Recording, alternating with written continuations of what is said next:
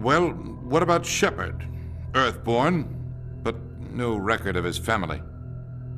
Doesn't have one. He was raised on the streets, learned to look out for himself. Shepard did everything right. More than we could have hoped for. He proved himself during the Blitz. Held off enemy forces on the ground until reinforcements arrived. He's the only reason Elysium is still standing. Commander Shepard uncovered the truth. And still, it's not enough. We're at war. No one wants to admit it, but humanity is under attack. Humanity needs a hero. And Shepard's the best we've got. But Shepard, they'll follow him. He's a hero, a bloody icon. But he's just one man. If we lose Shepard, humanity might well follow.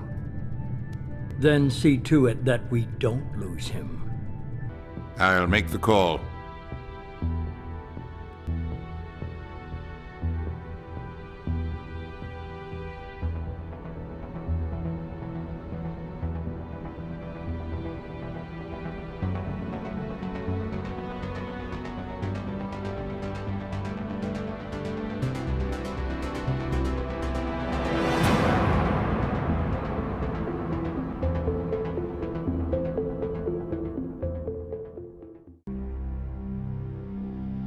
Just another routine mission.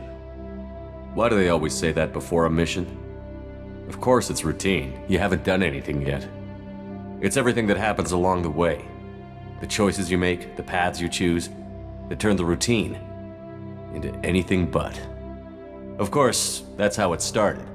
A routine mission, answering a distress call. And look where that got me. We were testing out the Normandy, Captain Anderson's new ship, when the distress call came in. An Alliance patrol on Eden Prime had been attacked. They'd seen something they couldn't explain. And whatever it was massive. I hit the ground with my lieutenant, Caden Olenko. A good kid, loyal, by the book, with a talent for biotics. We came across the lone survivor of the patrol, Gunnery Chief Ashley Williams. A soldier to the core. Tough, disciplined, ready to take on whatever came her way. Ashley joined up with us and took us to the spot where she lost her squad. That's when we saw it. The ship. Like nothing I'd ever seen. It was massive, scorching the colony and everything around it as it blasted away. We followed the path of destruction to an artifact, a beacon left by a long-dead race called the Protheans. The colony had dug it up, and whoever attacked them had tried to take it. Chief Williams made the mistake of getting too close. It hit her with some type of energy. I grabbed her and threw her out of the way. That's when it hit me. Hard.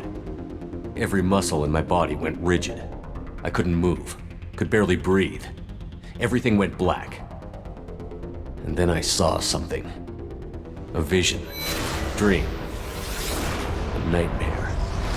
By the time I woke up, we were halfway to the Citadel on our way to meet the Council. I was expected to explain what I'd seen. Anderson came along. So did Adina, our political representative on the Citadel. With those two heavyweights, it seemed reasonable we could persuade the Council that the ship we'd seen was a potential threat, as was the individual behind the attacks. The main suspect for the Eden Prime massacre was a Turian Spectre named Saren. He'd been seen by one of the survivors from the colony at Eden Prime, and there was some evidence to suggest that the ship was connected to Saren. But even Adina's pointed accusations weren't enough to convince the Council. They just couldn't believe one of their chosen elite Spectres could be guilty of something like that. They needed proof, which meant I needed proof. Fortunately, I wasn't alone in my search. Garrus, another Turian, wanted to help. A top agent for Citadel Security. Despite orders from his superiors that he shouldn't get involved, he told me he was suspicious of Saren, and he had some useful leads. More importantly, he was willing to share them. That led me to Rex, the biggest, nastiest-looking Krogan bounty hunter I'd ever seen.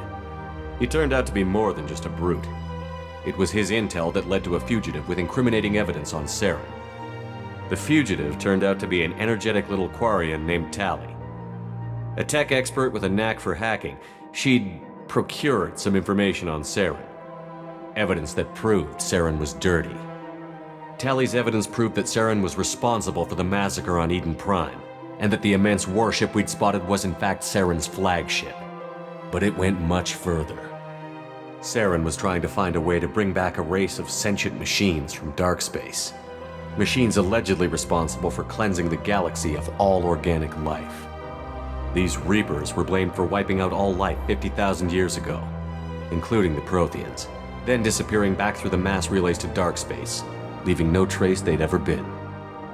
That explained why Saren was after the beacon, and it made some sense out of my visions. But not much else.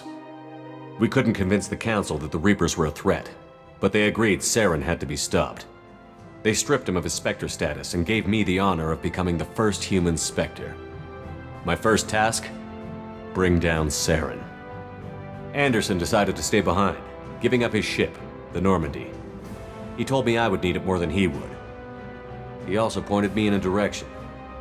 Liara, a Prothean expert, adept in biotics, and maybe most importantly, daughter of Benezia, Saren's top lieutenant. And like most Asari, as beautiful as she is intelligent, and born with a unique ability to meld with other species. Liara was able to help me decipher some of the vision the beacon had given me. Nothing concrete, but it gave me some clues. And a new appreciation for the Asari. Her technique for accessing my vision was unexpected, but not at all unpleasant. Ashley was a little concerned about the connection I shared with Liara. As commander, I knew either relationship had the potential to interfere with the mission. I told Liara about how I felt. Apparently, she'd felt it too. But we agreed we wouldn't let it get in the way of our mission. Finding Saren. Thanks to Liara's help, we had our next lead. Benezia. Saren had taken her to Novaria, where he'd enslaved a dangerous race of insect-like creatures, the Rachni. He ordered Benezia to use the same technique Liara had used on me to extract information from the Rachni Queen. The Queen's drones were everywhere, and they weren't happy. We had to fight through hundreds of them to get to Benezia. By the time we arrived, Saren was gone. With the information. I tried to reason with Benezia, but Saren had indoctrinated her.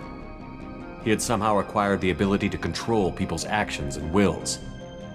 Benezia wouldn't surrender, and Liara was forced to watch her mother die in her arms. And I was left with an angry, dangerous Rachni Queen to deal with. She claimed her drones would do no harm if I released her. But the Rachni had terrorized the galaxy before. I couldn't do it. I wouldn't doom an entire species for past sins. And the Queen was true to her word. She left and took her army of drones with her. With Saren's top lieutenant dead, it was quickly running out of time and places to hide. I tracked him down at his base on Vermeer, but we soon learned it was more than a base of operations. It was a breeding ground. Saren was breeding an army of Krogan. He'd found a cure for the genophage, a disease inflicted on the Krogan to prevent them from breeding and taking over the galaxy. But the Krogan Saren was breeding were slaves, mindless beasts that obeyed Saren's will. I had to destroy the base, and all its research. Rex disagreed. Violently. Rex wanted the genophage cure for his people. I tried to convince him to help me destroy it, that these Krogan weren't real. But he wouldn't back down. Fortunately, Rex is smarter than he looks.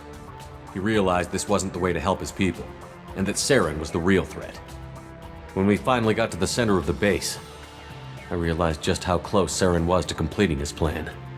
He was already in communication with the Reapers. Sovereign, Saren's flagship we'd all assumed was just a ship, was a Reaper. It spoke to me, threatened me. I could feel the menace it had for every living thing. It wanted me dead. It wanted us all dead.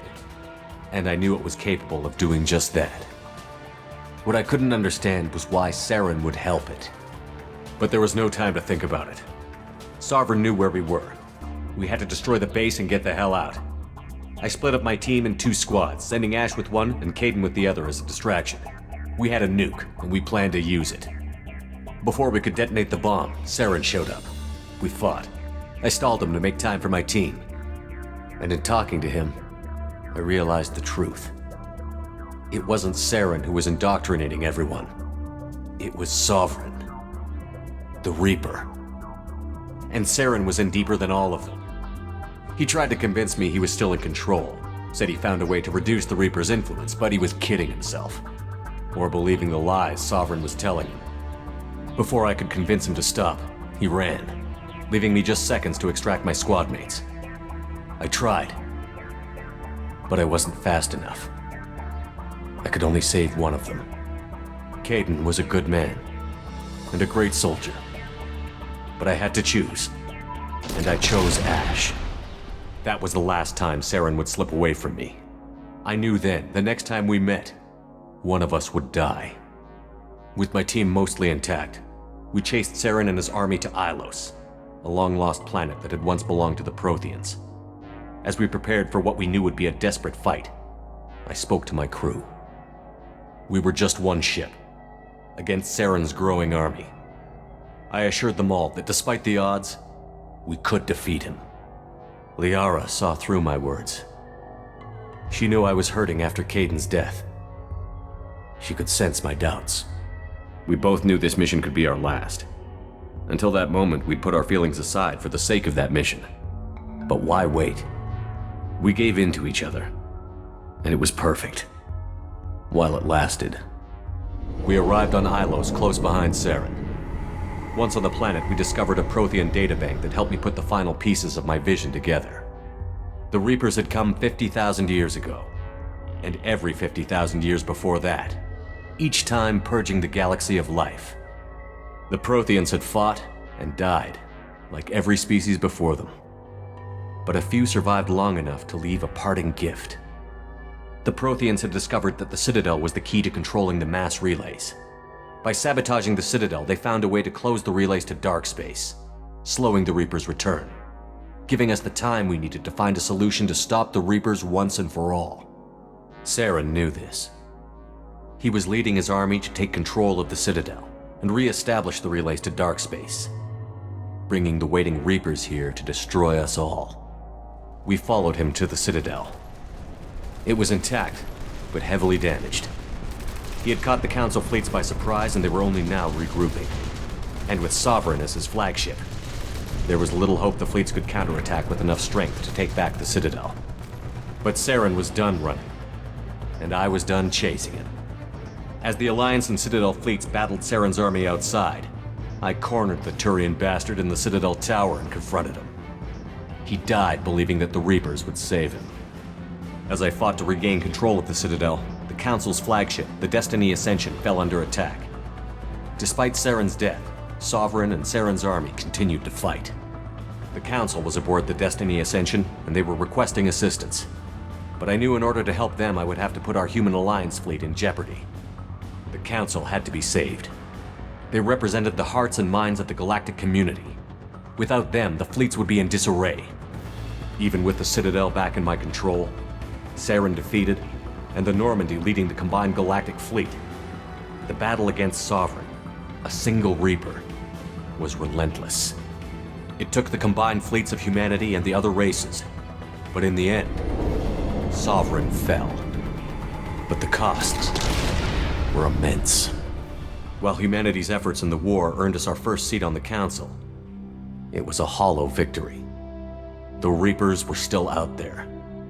I knew the fight was far from over, but as the one who'd led the fight against Saren, I was given new responsibilities. The choice of humanity's first counselor was left for me to decide. On the one hand, Udina, the lifetime politician. Ruthless and ambitious, he would easily navigate the political landmines that would soon be put in front of him. The other choice, Captain Anderson, the career soldier. Tough but fair, but a friend, and someone I could trust. Both great leaders in their own right. Anderson didn't want the job, which was a sure sign he'd be perfect for it. No ambition to get in the way. The war was over. The threat had passed.